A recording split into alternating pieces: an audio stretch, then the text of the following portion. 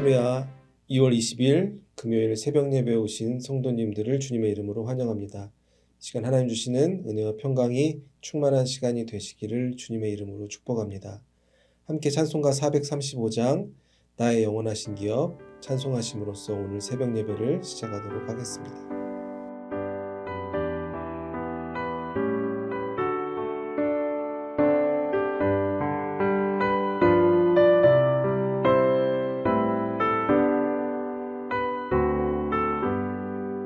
나의 영원하신 기업 생명보다 귀하다.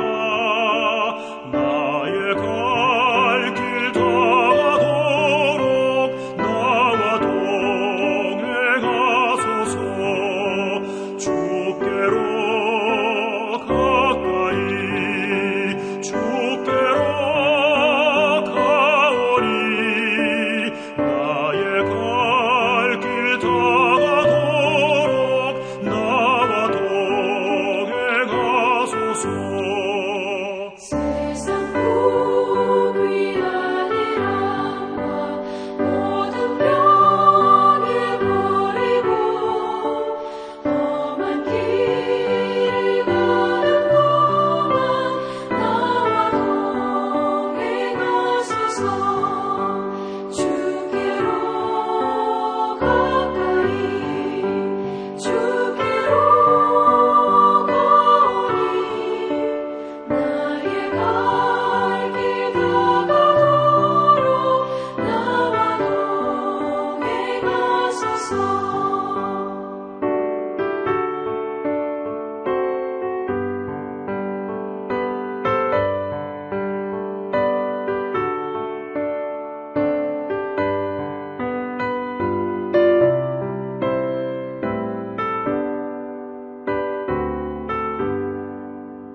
어두운 몰짝 지나가며 험한 바다 건너서 천국문에 이르도록 나와 동행하소서.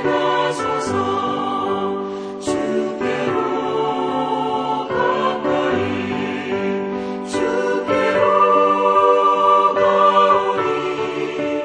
나의 갈 길 다가도록 나와 동행하소서.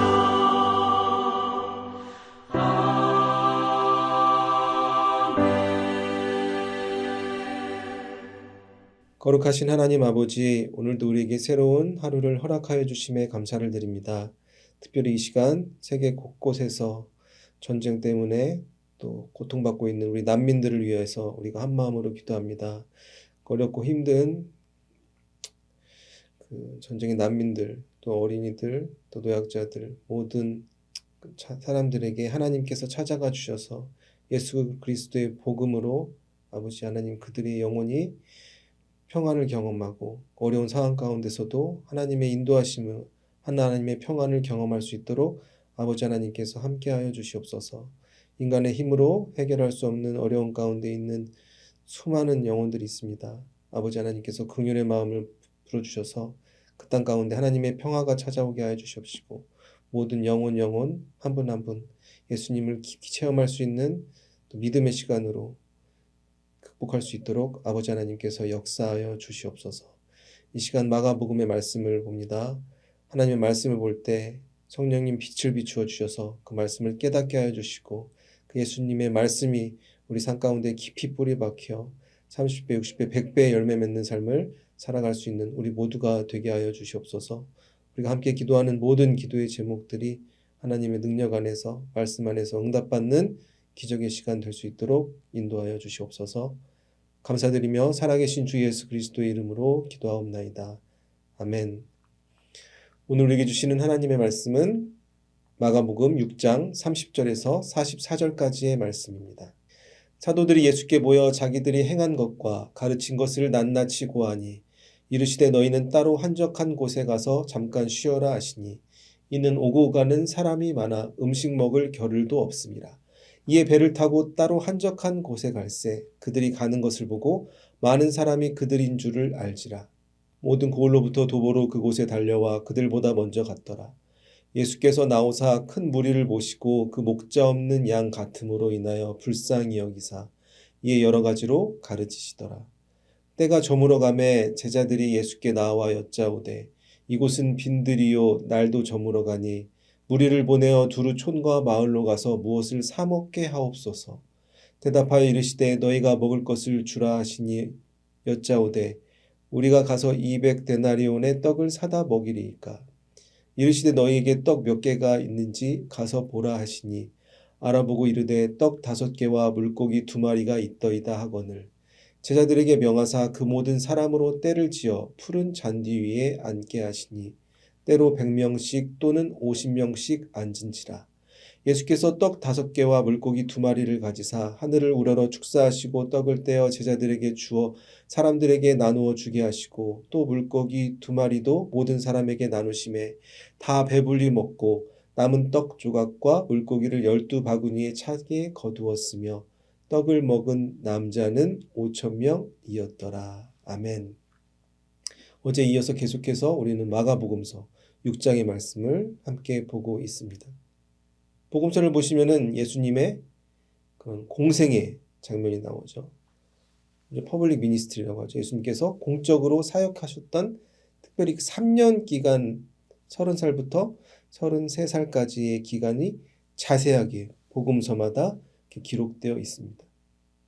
그래서 예수님이 세례받는 그 시간부터 해서 마지막 십자가 이제 부활하시고 승천하신 그까지의 장면이 복음서마다 이제 다양하게 기록되어 있습니다.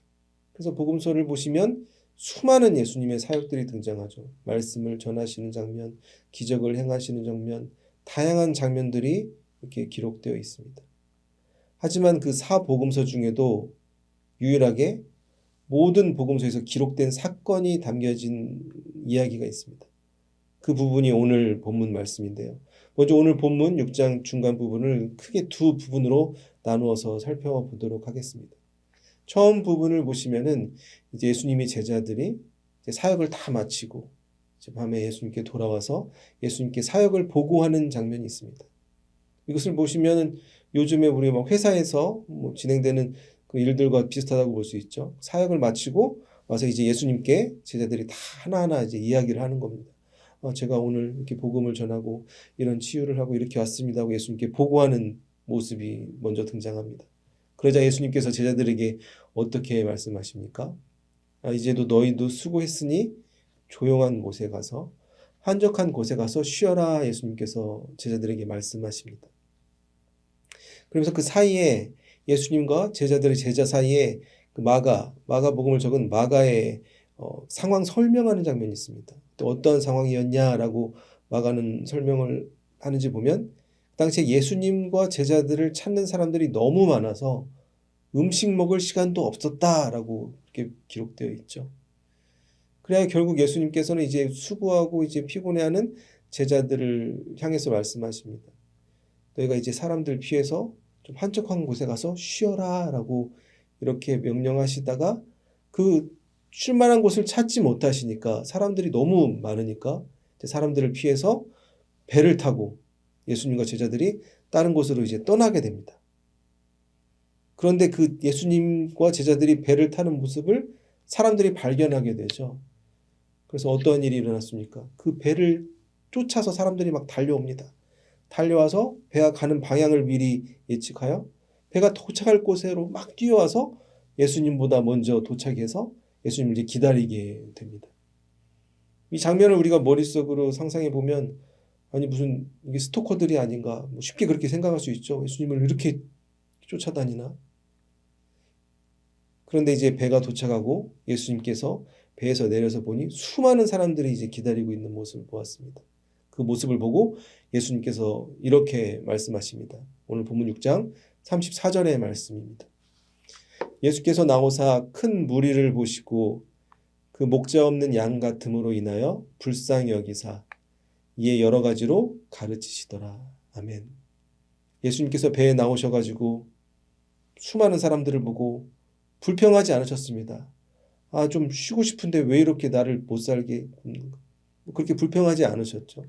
예수님께서는 그들을 보시고 그들의 간절한 그 눈빛을 보시고 불쌍히 여기셨는데 무엇처럼 여겼다고 성경은 표현하고 있습니까? 그들을 목자 없는 양처럼 여기셨다라고 성경은 기록하고 있습니다. 성경을 보시면 양과 목자의 비유가 계속해서 나오죠. 특별히 요한복음 10장 14절 15절에 예수님은 이렇게 말씀하십니다. 나는 선한 목자라. 나는 내 양을 알고 양도 나를 아는 것이 아버지께서 나를 아시고 내가 아버지를 아는 것 같으니 나는 양을 위하여 목숨을 버리노라. 아멘. 예수님께서는 스스로를 나는 선한 목자다라고 표현하셨습니다. 나는 양을 위하여 목숨을 버린다라고 말씀하셨습니다. 그리고 예수님께서 십자가에서 고난받으시고 죽으시고 나중에 부활하신 다음에 베드로를 찾아와서 이렇게 3번 물어보는 장면이 있죠. 내가 나를 사랑하느냐? 내가 나를 사랑하느냐? 3번 물어보셨을 때 예수님께서 베드로에게 어떻게 또 대답해 주셨습니까? 네가 나를 사랑하면 너는 내 양을 먹이라. 내 양을 치라. 이렇게 3번 대답하시는 모습도 우리가 기억할 수 있습니다. 그래야 예수님께서는 스스로를 목자라고 여기시고 수많은 영혼들을 양이라고 표현하셨던 것입니다. 양은 어떠한 동물입니까? 양을 보신 적이 있는 분들도 많이 계실 것입니다. 양은 자기 스스로를 보호할 수 없습니다. 사자나 호랑이처럼 이빨이나 발톱 같은 게 있는 게 아니어서 자기 스스로 보호할 수 없고 그리하여 무리지어 다니고 스스로도 먹이와 그런 자기가 잘 곳을 발견할 수 없는 동물, 약한 동물이 양이라고 합니다. 이 양의 삶과 인간의 삶이 닮아 있음을 우리는 비교해서 생각해 볼 수 있습니다. 우리들의 삶의 모습은 어떻습니까? 우리가 가야 될 인생길을 스스로 발견하지 못해서 삶 가운데 방황하며 고난 가운데 스스로 일어나지 못하여 그런 삶이 망가지는 수많은 사람들이 우리 가운데 있는 것입니다. 그런데 이 어려운 가운데 있는 사람들이 예수님을 발견하고 삶의 소망을 발견하여 목숨을 걸고 예수님을 찾아오고 달려오는 모습을 오늘 본문 가운데 우리가 발견하게 되는 것입니다. 이러한 예수님을 향해 달려온 사람과 같은 마음과 믿음이 우리에게 필요한 것입니다. 마가복음서를 보시면 예수님이 고향에 계셨을 때 어떠한 일들이 일어났습니까? 예수님께서 수많은 권능을 베푸시고 지혜로운 말씀을 전하시고 많은 사람을 치유했음에도 불구하고 수많은 고향 사람들은 예수님을 배척하였습니다. 목수의 아들이 아니냐. 어떻게 저 사람이 저런 높은 지혜와 권능을 가지고 있나. 그래서 예수님을 배척하는 삶을 살아서 결국 어떠한 일이 났습니까? 예수님이 아무런 권능도 행하지 못하시고 몇몇 사람을 치료하는 일밖에 못하셨다라고 성경은 기록하고 있습니다. 즉 예수님이 놀라운 능력을 가지고 있음에도 불구하고 그 능력이 모든 사람들에게 임하는 것이 아닙니다. 마치 오늘 본문 말씀처럼 강을 건너서 뛰어온 이들에게 예수님은 그들을 불쌍히 여기신다는 것을 우리는 기억해야 되는 것입니다. 그래야 우리가 예수님의 능력을 체험하기 위해서 가장 먼저 해야 될 것은 우리 스스로를 부족함을 먼저 인정하는 것입니다. 내가 양 같은 존재인 것을 내가 인정해야 예수님을 목자로 삼는 삶을 살아갈 수 있는 것입니다. 양이 만약에 자기 자신을 사람처럼 여기면 어떠한 일이 일어나게 될까요? 결국 내 마음대로 뛰어다니다가 구덩이에 빠져서 스스로 나오지 못해 빠져 죽게 되는 그러한 인생을 살아갈 수밖에 없습니다. 하지만 목자를 향해 뛰어오는 양들의 삶은 어떠한 삶이 펼쳐집니까? 우리가 너무나 잘 아는 시편 23편 다윗의 고백이 우리의 고백이 될 수 있는 것입니다. 여호와는 나의 목자시니 내가 부족함이 없으리로다. 내가 어떠한 상황 속에서도 기쁜 상황 속에서도 어려움 속에서도 어렵고 힘들어하지 않는 것이 아니라 사망의 골짜기를 거닐지라도 목자 대신 예수님을 따라 살아갈 때 우리가 구원의 길을 걸어갈 수 있는 그런 감사로 고백하는 삶을 살아갈 수 있게 되는 것입니다. 수많은 세상의 사람들이 이 삶 가운데 그 삶이 망가지고 어려움을 경험하는 이유가 무엇입니까? 바로 내 스스로 문제를 해결하려고 하다가 그 인생이 망가지는 경우를 우리는 수없이 발견할 수 있는 것입니다. 사랑하는 성도 여러분, 우리가 다시 한번 그 강을 건너 뛰어온 이들과 같이 간절한 마음으로 예수님께 나와 선한 목자 되신 그 주님을 따라 축복의 길을 걸어가실 수 있는 모든 성도님들이 되시기를 주님의 이름으로 축복합니다. 이어서 본문 오늘 두 번째 부분을 함께 보시겠습니다. 이제 시간이 좀 지나서 이제 날이 어두워졌습니다. 예수님과 제자들이 수많은 사람들을 빈들에서 그들을 치유하고 그들에게 말씀을 전하는 사역을 감당하고 있었는데 이제 날이 어두워지게 된 것입니다. 날이 어두워지자 제자들이 예수님께 찾아와 이렇게 얘기합니다. 예수님, 이제 여기 빈들이고 날도 어두워지니까 이 수많은 사람들 뭐 동네나 집으로 가서 스스로 이제 뭐 밥을 먹게 하십시오. 음식을 사 먹게 하십시오. 이렇게 제자들이 요청을 하게 됩니다. 그러자 이 제자들의 요청을 들은 예수님은 이렇게 말씀하십니다. 그들을 그냥 보내지 말고 너희가 먹을 것을 그들에게 주라라고 이렇게 예수님께서 명령하십니다. 그러자 제자들은 이렇게 대답하죠. 아니 예수님, 이 사람들을 다 먹이려면 200데나리온의 떡을 사와야 됩니다. 라고 예수님께 오히려 이렇게 외칩니다. 저희가 가진 것이 없습니다. 먹을 것이 없습니다. 아니면 돈을 주고 떡을 사와야 됩니다. 라고 예수님께 오히려 다시 이렇게 되묻게 되죠. 그러자 예수님께서는 제자들이 이렇게 말씀하십니다. 그럼 너네가 가지고 있는 음식들을 다 가져와 봐라. 그래서 제자들이 음식을 가져왔는데 그 음식이 어떤 모습이었습니까? 떡 5개와 물고기 2마리. 우리가 너무나 잘 아는 말씀이죠. 그 떡 5개와 물고기 2마리를 제자들이 이제 그 무리 가운데 찾아서 가지고 오게 된 것입니다. 그러자 이 떡 5개와 물고기 2마리를 듣고 가지고 예수님은 그 수많은 사람들을 이제 100명, 150명씩 이제 그룹을 지어 앉도록 하라고 제자들에게 명령하십니다. 그리고 나서 41절 예수님께서는 그 떡 5개와 물고기 2마리 가지고 어떠한 일을 행하셨습니까? 41절 말씀 함께 읽어보겠습니다. 예수께서 떡 5개와 물고기 2마리를 가지사 하늘을 우러러 축사하시고 떡을 떼어 제자들에게 주어 사람들에게 나누어 주게 하시고 또 물고기 2마리도 모든 사람에게 나누시매. 아멘. 예수님께서 떡 5개, 물고기 2마리를 가지고 하늘을 우러러 축사하셨다라고 표현하고 있습니다. 축사가 무엇입니까? 축복? 하나님께 감사 기도를 하는 것입니다. 이 축사라는 표현은 예수님께서 최후의 만찬 때 제자들에게 떡과 이제 포도주를 나눠주면서 했던 표현과 같은 표현입니다. 인간의 눈으로 봤을 때 보잘것없는 오병이어, 떡 5개, 물고기 2마리를 가지고 예수님은 그걸 높이 들고 하나님께 이제 감사를 표현하며 축복하는 장면이 나오게 되는 것입니다. 그러자 어떠한 기적이 펼쳐졌습니까? 예수님 손에 그 오병이어가 쥐어졌을 때 기적이 나타나게 되었습니다. 남자들만 5,000명이 넘는 수많은 사람들이 다 배불리 먹고 12광주리가 남는 놀라운 기적을 모두가 경험하게 되는 사건인 것입니다. 이 오병이어의 사건은 사복음서 모두 기록된 유일한 사건입니다. 이 사건이 이 기적이 중요한 이유가 무엇일까요? 바로 예수님이 참된 목자 되심을 분명하게 보여주시는 사건이기 때문입니다. 지금 이 본문 안에서는 어떠한 문제가 발생했습니까? 많은 사람들이 이제 육체적으로 배고픈 그런 문제가 발생했습니다. 그러자 이 제자들은 이 문제를 해결하기 위해서 2가지 해결책을 생각하게 됩니다.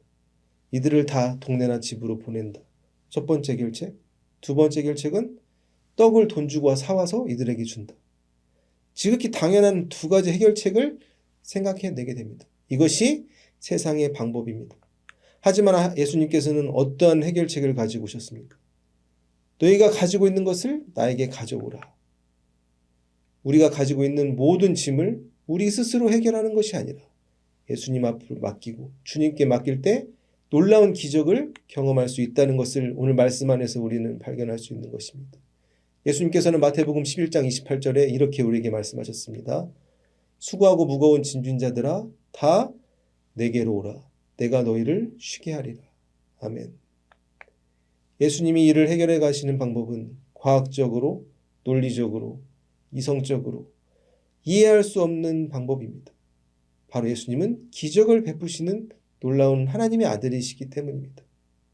그래야 결국 수많은 사람들, 빈들에 모였던 그 사람들 한 사람도 그냥 보내지 않으시고 예수님께서는 그들 모두를 배불리 먹여주셨다는 것을 우리 성경 안에서 우리가 발견할 수 있는 것입니다.